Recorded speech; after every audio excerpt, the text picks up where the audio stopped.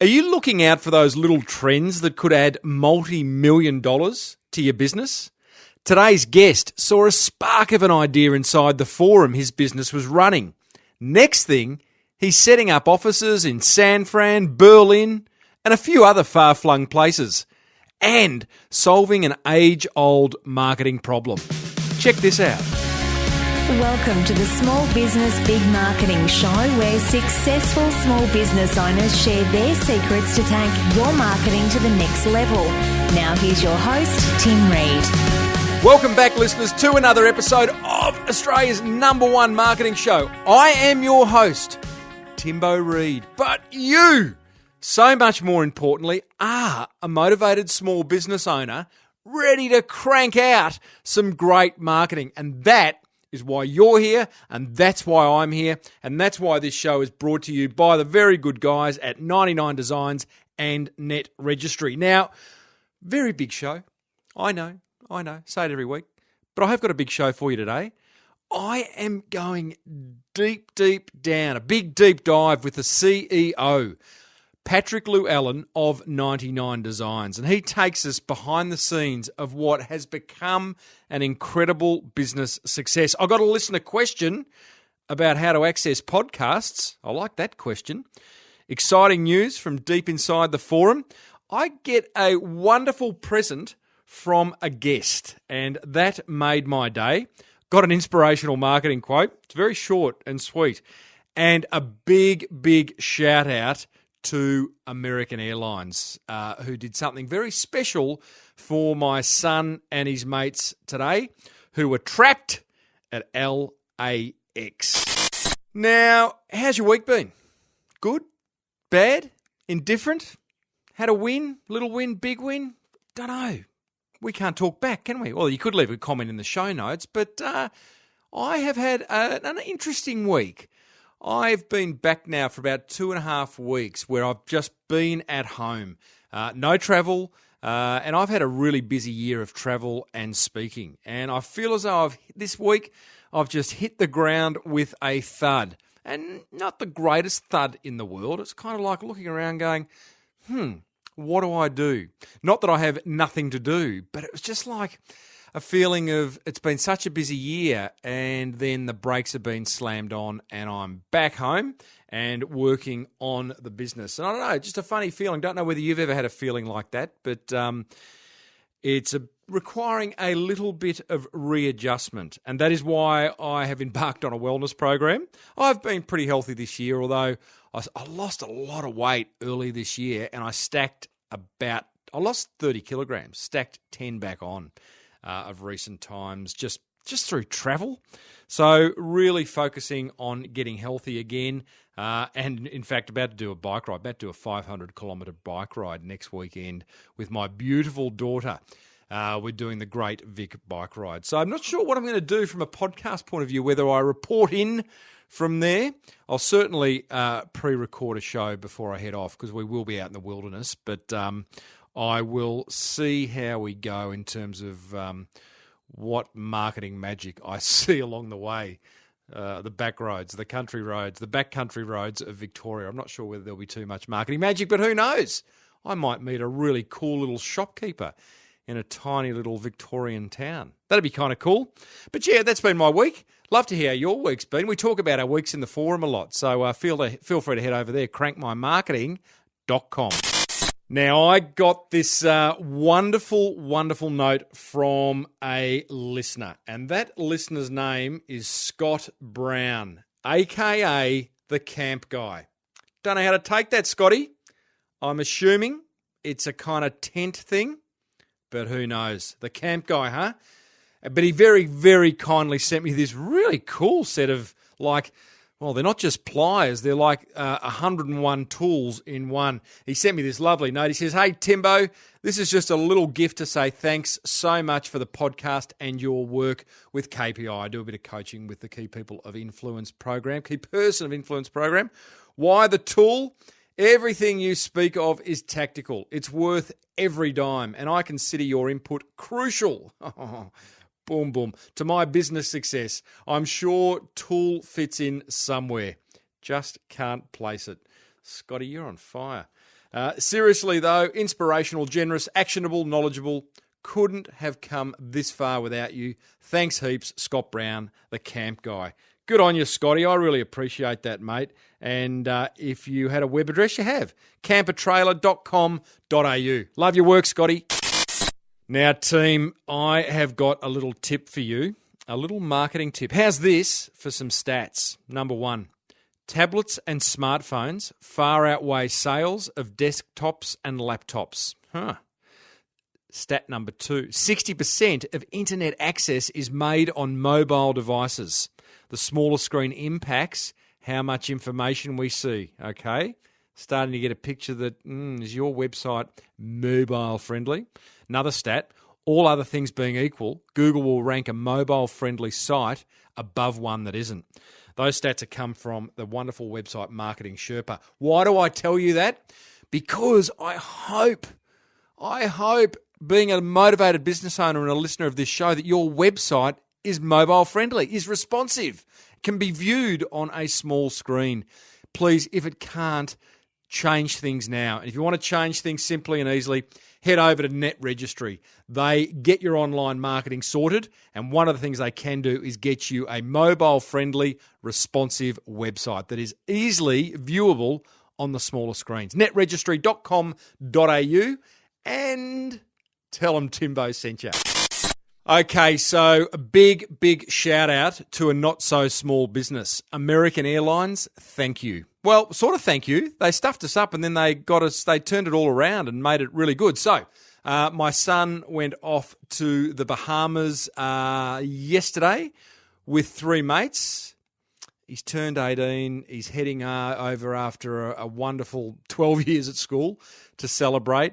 I cried like a baby at the airport, farewelling him through the gate. He's only going for 4 weeks. Oh, boy, I don't know. It was like letting go of my baby. Anyway, flew to first stop, LAX, Los Angeles Airport, on his way, and it was a quick stopover. His connecting flight was cancelled, found himself, thanks to American Airlines, trapped at the airport for 21 hours. No accommodation, no food vouchers, no nothing. Long story short, I hit American Airlines up on Twitter. They responded immediately.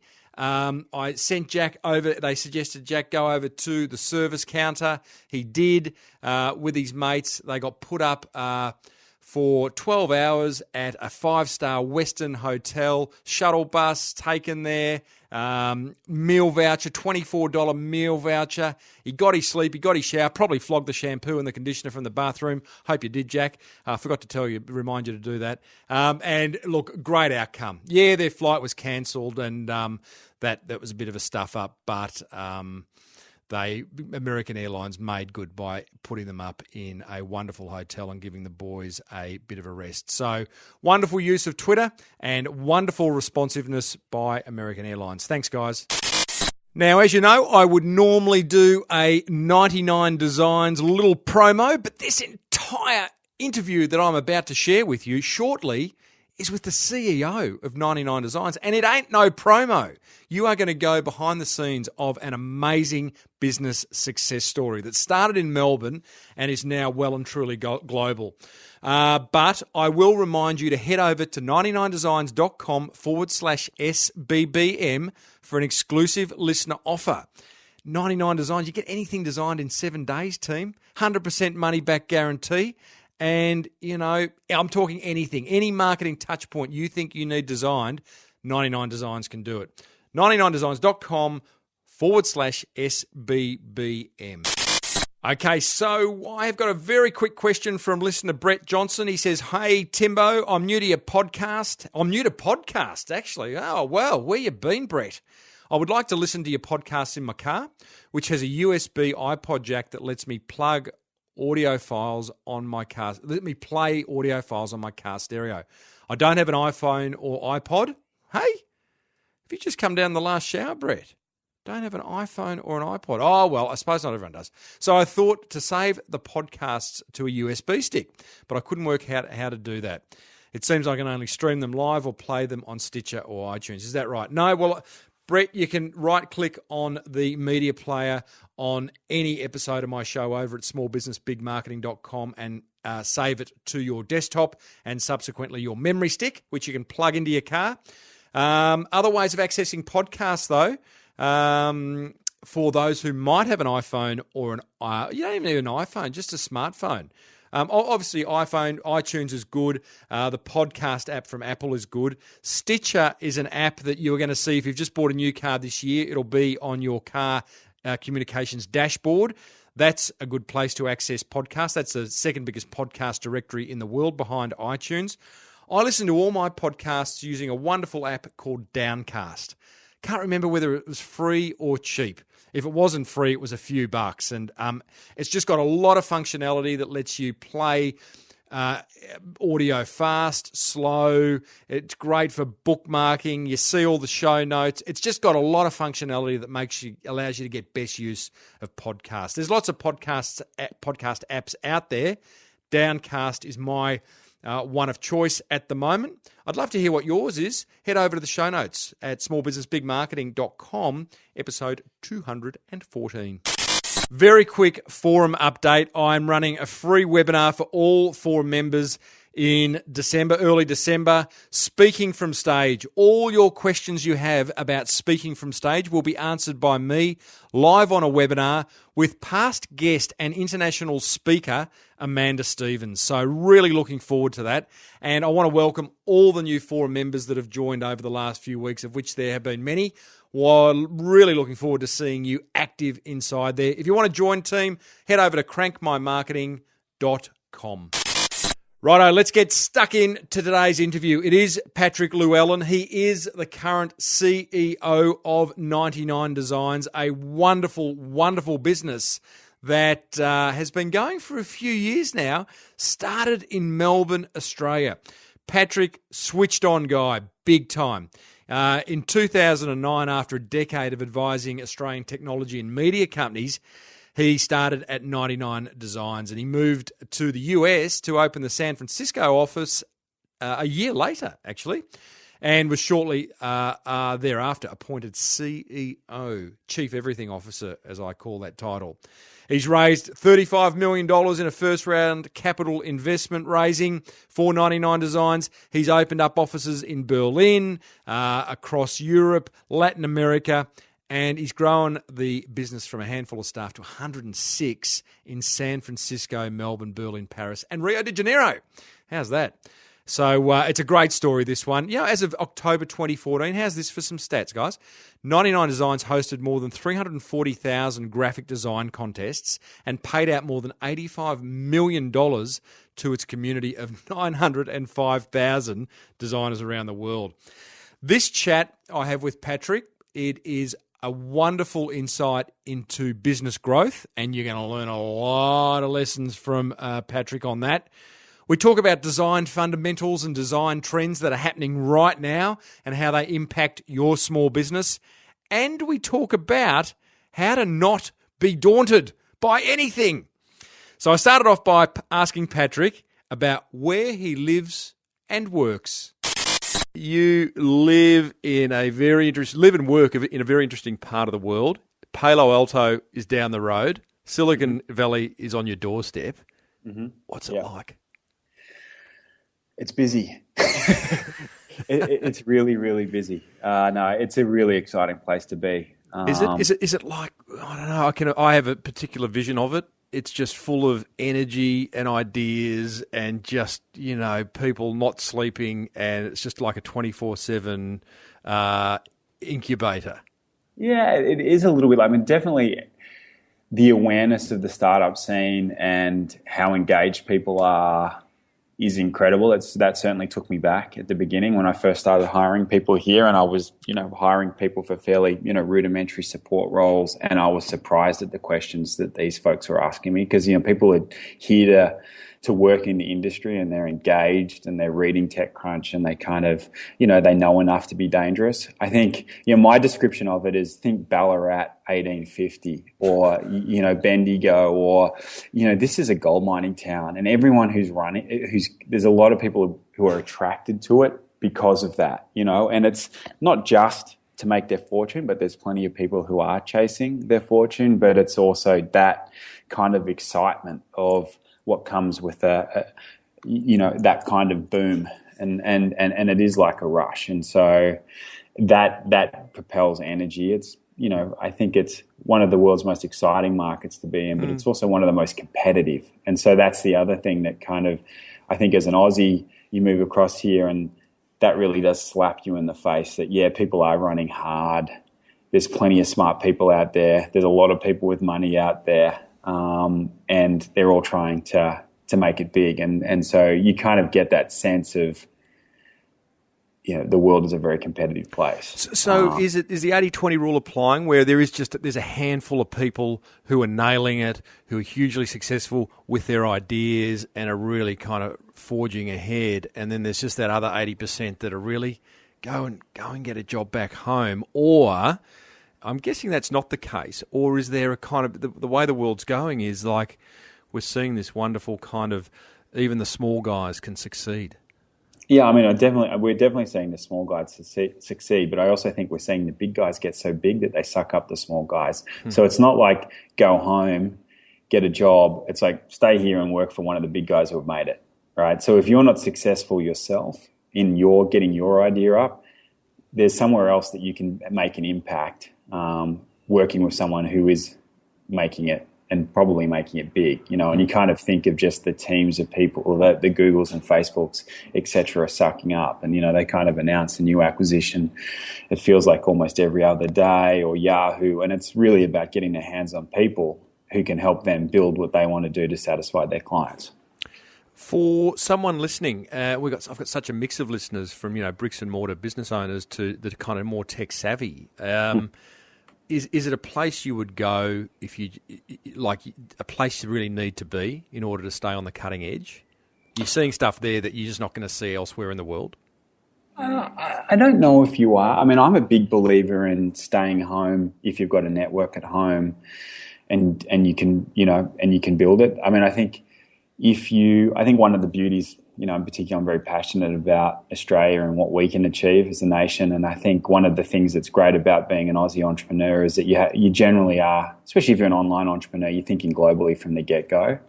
And so that gives you an interesting perspective, and you can suck in a lot now. A lot of what's available is available online, and people aren't necessarily sharing every day on the street in San Francisco. I mean, you can certainly spend a lot of time going to networking events and doing all that stuff, right. And there's a lot of stuff that's available, but they're also just consuming media, and I'm just consuming media like I would have at home and keeping up with stuff through, reading and listening to the right podcasts and, doing whatever it is that you do to stay informed. For me, certainly I get a lot of input from my investors, and, it's awesome to have someone like Excel on your board who get to see everything, and so that certainly really does help. But I think if you're I do caution people a lot that, whilst there's a lot of great things about being here, it is so competitive that if you're underfunded or have no track record or no infrastructure or community here, it can be very hard and a very daunting place to make it. In some ways, it's better to be at home and, employ your friends and family or, your mates out of your old job who are talented and are going to believe in you, because it's going to be hard to convince people here to follow your dream when there's, thousands and thousands of other people trying to convince other people to follow their dreams who might have greater social, validation or whatever. You mentioned the word daunting. You are really, you yourself, you're playing in the top end of town. You recently did a fund, I don't know, you can tell me the right terminology. What is it, a fund? Yeah, fundraising. Capital raising. A capital raising, $35 million. You brought on the likes of Facebook and some other big brands. What was that like? I mean, it was great. We actually brought on Excel partners. So Excel partners are the funders, one of the key funders. They were the largest shareholder outside Zuckerberg in Facebook. So they're investors in Facebook and Dropbox and Etsy and just a huger range. They're doing okay. They're doing great. And so to get them involved was really very exciting for us. And yeah, I mean, a little bit. There was a few nervous moments, but I think. Tell me about those. Like, that's interesting. Yeah. Like, you're sitting across the table from, obviously not Zuck, but someone like Zuck. Yes. Yeah, I mean, you're sitting across the table from the blokes who put the money in Zuck, and women, men and women who did that. And so that is, but I think mostly what is interesting about here and what is really different about being back home is we'd managed to build momentum at 99Designs, and it's probably worth talking a little bit about that, and then I can lead into the investment if you like, or I can drive straight into the investment. But, the fact is that we had momentum, and we were actually pretty well known to the investor community here. And so we were lucky that they were chasing us, and the first time we met them was because they called us, not that we called them. Yeah, so that changes the energy, doesn't it? It does change it a lot, because you can be a bit more relaxed about it in that, hey, these guys invited us to come talk to them. And did you play a little bit hard to get, like the first date? Oh, look, Tuesday at 10. Look, can you do Wednesday? The reality of it is we actually took 18 months to take their money. And so we first met them I moved over here in January of 2010. And Mark, the co-founder of 99Designs, we visited here in October of 2009. And so 99Designs, if we take a step back, 99Designs started in February of 2008, and we spun out of a company called SitePoint.com. And so SitePoint, Melbourne-based business, but with a global audience, founded by Mark Harbottle and another guy called Matt Mitrovic. Matt was based in Vancouver, Canada. Melbourne was based in, our office was in Collingwood, in Melbourne. And SitePoint was an information site. It was the place you went to learn about design and building on the web, and it was really, it started in, Web 1.0. It was ad funded. The big brands would go there to sponsor blog posts and buy banner ads and do all of that sort of stuff. Days when clip art and Comic Sans were really popular. Yeah, right. To get in front of this tech savvy audience, or this emerging tech savvy audience, and so SitePoint had a design forum and a developer forum, and it was in the design forum that 99Designs was started. So essentially, designers were for fun were playing a game called Photoshop Tennis, where one would, put a fictional brief up, and then others would submit their ideas to that brief, and they would riff amongst themselves, and then essentially have an informal vote on who had done the best job or whose idea really resonated with. This is just within SitePoint.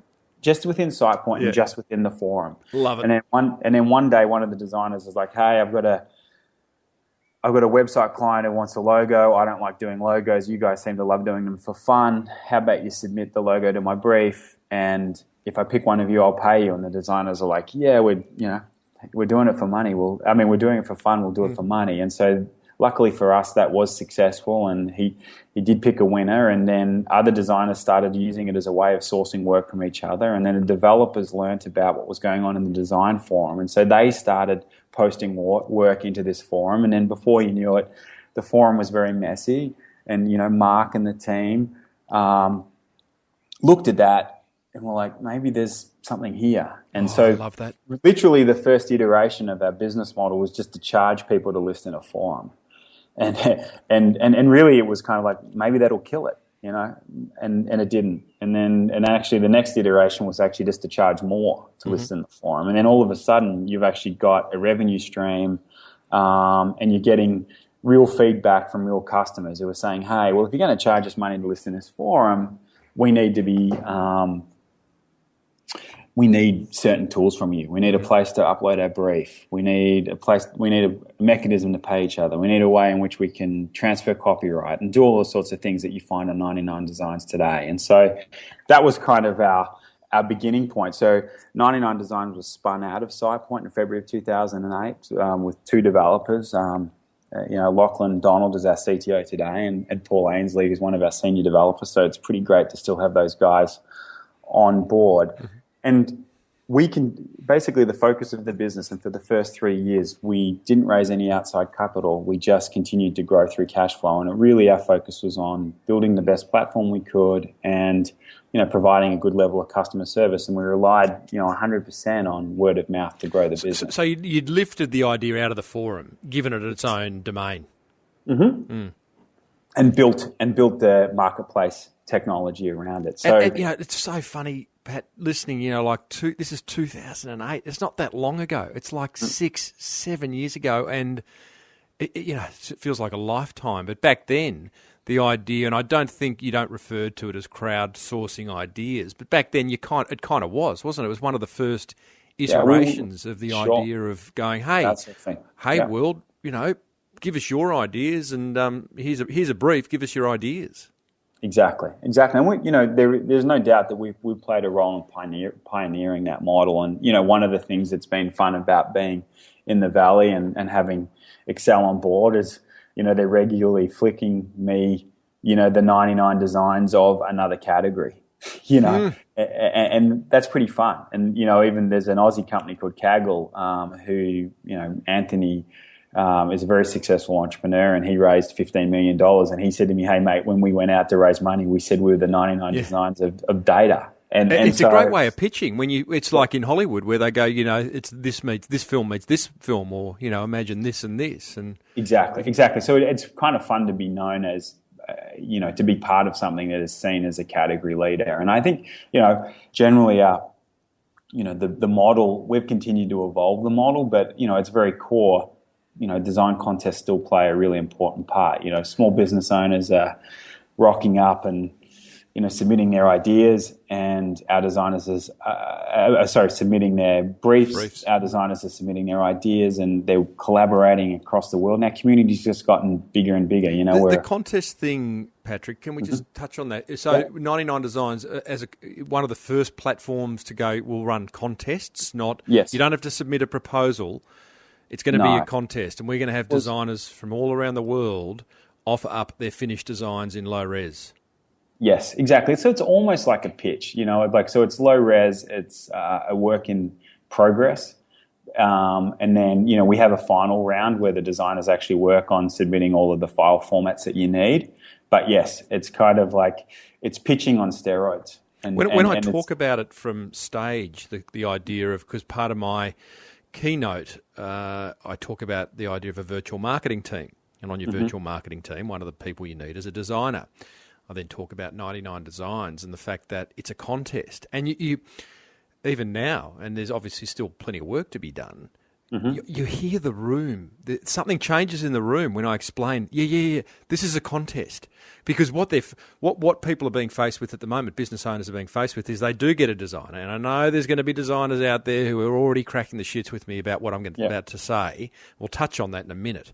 But, with one designer, you get 3, 5, maybe 10 concepts if you're lucky. With 99 Designs, you get potentially hundreds. And the room, the dynamic, you hear people suck in a breath. Really? Yeah. So I put a brief out, and I could get 150 concepts to choose from. There is still, there's an education process there, isn't there? There is, and and one of the things is, one of the reasons why we've been able to grow pretty successfully, and particularly we still rely very heavily on word of mouth, is that people find it really engaging and a lot of fun. And it's an exciting time. A lot of our customers are starting something new, and it might be their first foray in small business. And, getting your logo design, your brand identity started is kind of the first thing that you do that's really tangible, and it's something you can start to show off to your friends and say, hey, I've finally done it. I've made the leap. I'm opening my business. I'm doing my consulting gig, whatever it is. And what do you think of my name, my business name? What do you think of my logo? And, we've got a platform that you can share that process with your friends. You were just talking about, one of your forum members sharing, some book covers, but we have that all the time. Where I wasn't recording that. So just so what listeners, amazing story. Like one of my forum members written a book, posted a brief for a contest for a book cover design on 99 Designs. They've shortlisted it down to 8 and shared the shortlist of 8 book covers inside the Small Business Big Marketing Forum. It's like looking at books on the airport bookshelf, or the airport bookshop shelf. Really good quality designs. They would stand up against any other designer, and it was amazing. It was a $399 brief, and or contest. It's amazing. What do you say, Patrick? Let's just the elephant in the room, because I've blogged about this. I've talked about the virtual marketing team. You know, obviously 99 Designs, a sponsor of this show. Yep. More than one designer has had a crack at me. In fact, there was an interesting string on the Small Business Big Marketing Facebook last week. He subsequently removed his discussion from it, which is a bit annoying because it was kind of good, rigorous debate. But designers get the shits because they feel as though their work's being taken from them. What do you say to that? Depends on what sort of design you are. I mean, I think we actually feel like we're empowering a whole new class of designers in meeting clients from all over the world. And one of the things that we've strived to do is we really think of contests almost like the dating paradigm. You go to a nightclub, it's noisy, there's a lot of people to meet, you get to meet a lot of people, and if you're lucky, you know, at the end of that process, you might meet someone, right? And then you go on and have dates. And so a contest is kind of like that paradigm. You put up your proposal, lots of designers submit their ideas, and then you start to whittle down to a few of the ones that really resonate with you. And then ultimately you pick one of them. And once you've picked that one designer, the chances of you going on to work with that designer to get other things designed is actually very high. And so we've built a large, robust community of designers all around the world who treat this as a business development tool. And it's a way of building their portfolio. It's a way of developing new customer contacts that they then turn into thousands and thousands and thousands and years worth of work. I mean, we've got one celebrated case, you know, it's one of our case studies on our homepage. But Derek, their founder of, now mental blank, startup. Yeah, I'm looking at him now. Yes. Startup Grind. Exactly. You know, and there's a great chapter in Melbourne that you should go and check out if you're in Melbourne, and there's a chapter in Sydney, and I think they're all over Australia now. But, you know, he ran a design contest for a website, met a designer who was actually based out of Portugal, who he eventually invited to come and live with it, live in the same town. And so they've gone on to foster a relationship that spanned a number of different businesses together. And, you know, he no longer runs design contests, but he works still with a designer he met on 99 Designs. Well, I can say I've had a designer, Nicola, who's in Serbia for about 5 or 6 years, and I found him on 99 Designs before we had a partnership. And amazing.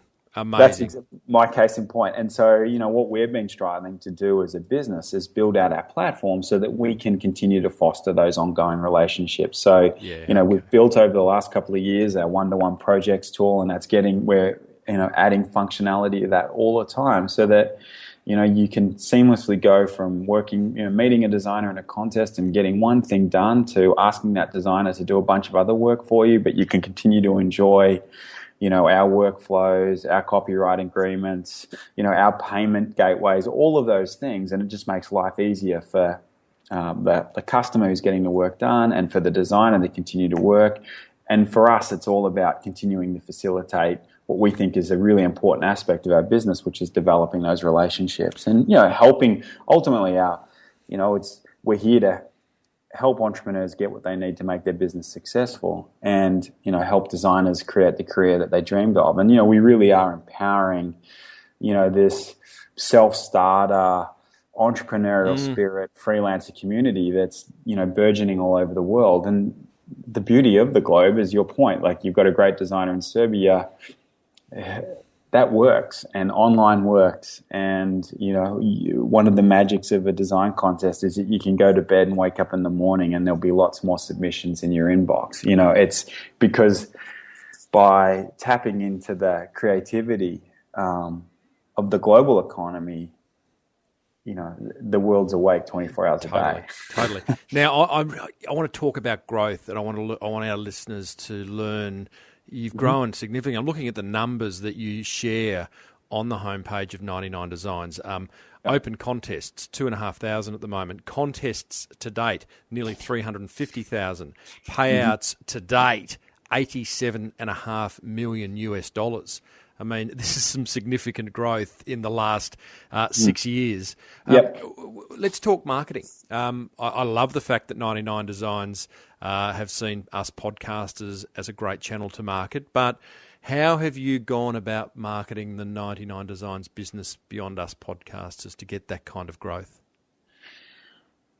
So first more, I think for us, growth has really stemmed heavily from, product and customer support. So I'm going to take a step back and just reiterate how important it is to have a service that works and a product that works.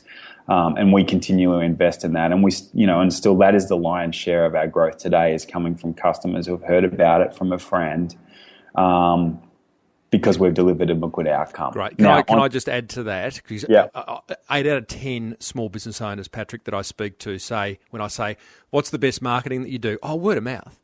Word of mouth is, I believe, isn't marketing. It's the result of great marketing. And in your case, it's the result of having a product that has a beautiful interface and that just works. Exactly. Right. So then, marketing on top of that, mate, I think it's something that we're still learning and iterating on. And I think, one of the things that I talk to small business owners about and entrepreneurs about, if I'm, lucky enough to get invited along to a meetup or whatever, is like, hey, for a long time, one of our strengths was focusing really heavily on product and customer support, to help fuel that word of mouth. But then, we were kind of a little bit late to the marketing game in some ways, right? Like, we didn't invest much. We didn't really understand how to spend to acquire customers as well as we could have. And so I think we're still learning, but, there are, lots of channels that we use today to acquire customers. I mean, Google AdWords is one. We spend a lot of money with Google. Google's getting more and more expensive, and I think it's going to be harder and harder for small business owners to effectively use that channel because Google is really, really good at pricing their inventory. They're, I think, the best in the world at it. But, I think if you've got a niche business in a niche environment, then it can still work well for you because, there's still a lot of small business owners who aren't taking advantage of, search traffic. SEO is, search engine optimization is something that, we were a little bit late to. We didn't focus on it too heavily, but now, we do have a team that's dedicated to that. And, a lot of that's just making sure that you've got the right content and the right keywords on your site. But also, for us, it's a lot about integrating PR and those, those topics that we're wanting to promote. But, like for us, we're getting more and more free traffic from keywords that we've targeted. For us, logo design, if you type that in, hopefully, will be 1 or 2 every time you search. There's no shortage. The competitive landscape for you is fierce. Fierce. You've had a lot of copycats come after you. There are lots of other options in sense of not necessarily contest sites, but sites like an Elance or an Odesk where you're going to go and have to look for a designer versus get a whole lot of designs sent your way 7 days later coming from your brief.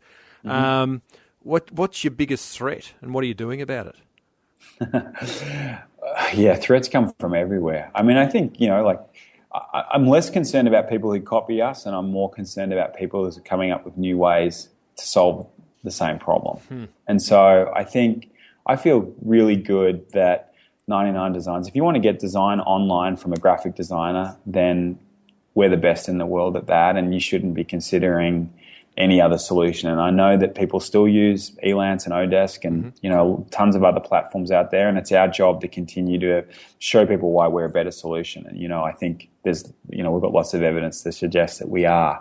I think, but I think about what's the next intelligent software application that perhaps takes designers out of the picture. And like a Canva? Like a Canva. I mean, I think Canva still requires the user to apply their own artistic thing. And I know, if you're not a designer, it can still be a bit daunting to go, is that good or not? So, and this gets my back up. So here's the thing. A colleague of mine on Facebook the other day, she was off speaking to a group of small business owners and she wanted to know what was the best way for a small business owner to get a website up. And there were comments coming from everywhere. Oh, WordPress and Squarespace and this and that's like, really? What about the small business owner not being responsible for designing or developing the site? And cash flow being what it is, if you can afford it, get someone else to do the stuff that you're no good at. And design's a classic example. We all think we're designers, but we're not. Right. I don't know whether to match my socks with my shoes or my pants, Yeah, exactly. And so I think if you don't have the inner artist, or you don't trust in yourself, and I think sometimes we think we do have some artistic capabilities, and I think that's what's wonderful about our platform is you get an opportunity to collaborate with designers. Correct. And I think they can help draw it out of you. And so at the end of it, we kind of have this working notion of the creative entrepreneur, and by the time you've been through a design contest, you're going to feel more creative by the very function of engaging with a bunch of designers and really taking some time to think about fonts and color and get educated through that process. And I think that's harder to replicate in a tool set, but the tools are getting better all the time, and I think they have their place. And so I do see the Canvas and the Squarespaces and other platforms like that as an alternative. It's threat and alternative that's really viable, and and depending on your budget and your expertise, and something you should check out. I can tell you, Patrick, you are number 2 for Google Ads and number 2 for organic search on logo design in Australia. So well done to you. I think number 1. I mean, that number 2 is I can't believe we're not number 1. We do more logos than anyone else in the world. So Google's got. But that's just ranking. Well, that's SEO. Google, that's it. Google's got a problem with their ranking algorithm. We'll be number 1 again soon because I think sometimes people still manage to do black hat stuff. They get some temporary gains, but I'm not sure. It's a separate discussion. I don't know. Number 2 in Google AdWords, for example, and the ads that appear at the top of a search. I think there is some research that says being number 1 isn't necessarily the best spot because people think you've paid too much to be there or something, and I love the underdog. Yeah, I wonder about that. My only concern is that Google is doing a better and better job of masking what's an ad and what's not. Oh yeah. And I think it's harder and harder for the average consumer to differentiate, what's a paid ad and what's natural search. Yeah. And I think that's don't get me started on Google because then they'll come and find me. I was just going to say, well, you could hop on you'd have some kind of groovy cycle, titanium cycle. Just head down to the Googleplex and down the road and tap on Larry's door. I tell you what, you got to be a brave person to ride a bike on these American roads. I think it is important to invest in those strategies. It's amazing for us how much we have to spend today on just defending our brand term versus, what we used to in the past. I mean, that's one thing that I do not love about Google is that, you've typed in 99Designs and there's a bunch of other ads that I typed in logo design. Okay, sorry. But if you type in 99Designs, you'll also see a bunch of other ads. Oh, for sure. Right, that people, and I just think that makes it tough. Other tactics that work for us. I mean, if we get back to your sort of question around, marketing and what's worked. So, they have worked for us. And so, we're managing to increase our spend and acquire more customers. We're starting to have some success on Facebook, and I think Facebook, is a rapidly evolving platform that has some really interesting potential. We're learning about Pinterest now. I think, I'd love to talk to you and understand what you think about Pinterest, but I think that it's actually a really interesting medium that's going to, I heard a stat last week that Pinterest has overtaken Twitter as, the go-to referral site for consumers. And so I thought that any brand that's visual. Exactly. Pinterest is just a no-brainer. It is. And so I think there's just, some really interesting emerging platforms. We really are still, we have a really strong spread of things that we've done. We've had some success recently, so we kind of eat our own dog food. We've produced some ebooks. We've created some infographics that we've used to, drive PR engagement. Sometimes we use that for lead gen. So, download a book, get a free template, give us some information on yourself so that we can then remarket our services to you. These are all things that have been pretty successful for us, and so we continue to evolve and iterate on those. Yeah, great. Now we're starting to spend money on all sorts of mediums. Listeners, I'm talking to Patrick Llewellyn. He's the CEO, the Chief Everything Officer of 99Designs. And Pat, before I let you go, I want to hit on design trends.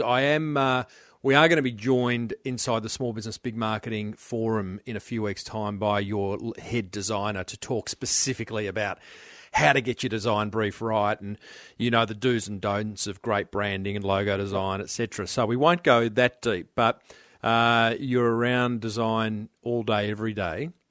Some key trends that you're seeing for design and in small business. For example, I'll lead the way. Your logo has to work in small form environments like apps and online listings now, right through to trade show stands.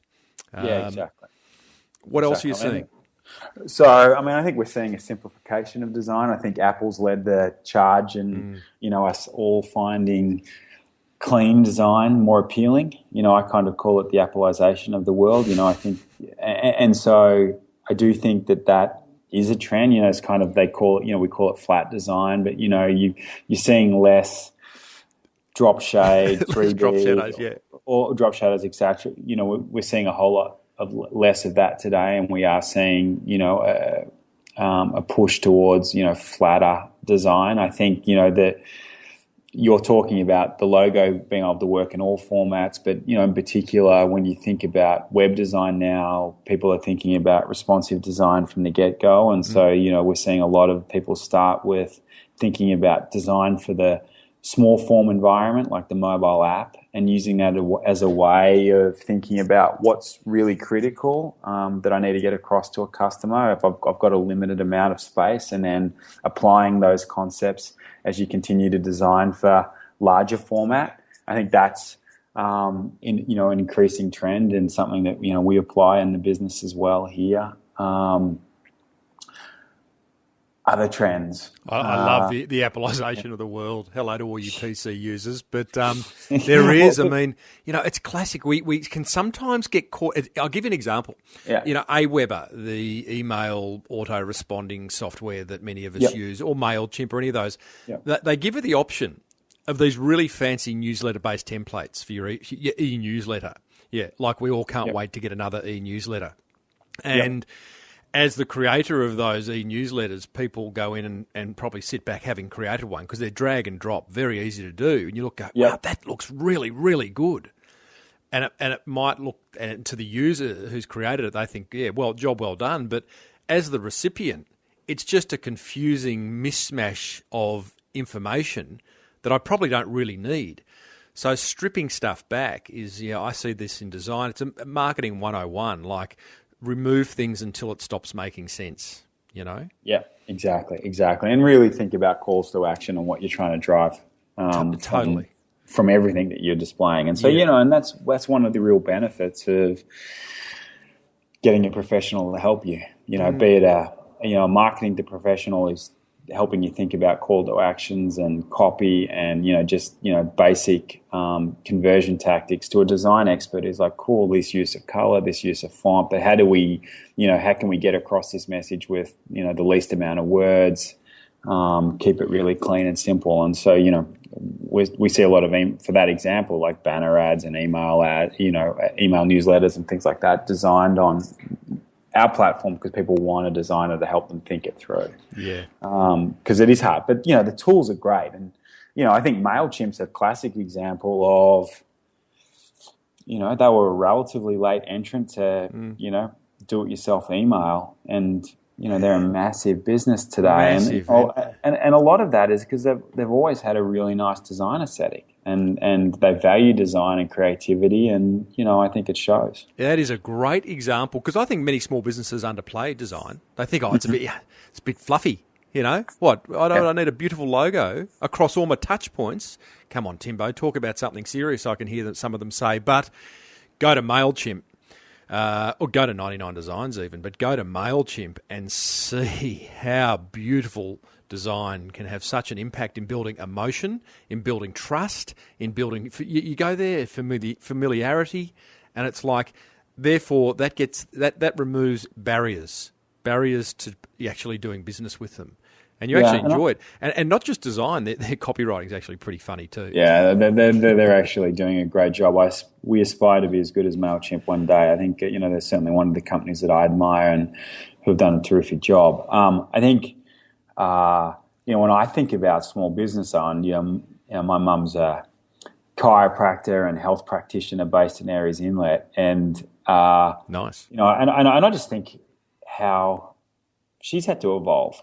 When I was a kid growing up in her practice, there was the sign on the shop that was in the main street of Upway. We grew up in the Downing Arms, but it was in the main street of Upway. And, she used to pay to have a Yellow Pages ad, and then occasionally she'd go and maybe run a seminar at the footy club or, do some sort of pro bono work with a loading sporting club so people knew, the sort of work she does. Mm-hmm. But today she's, got a blog.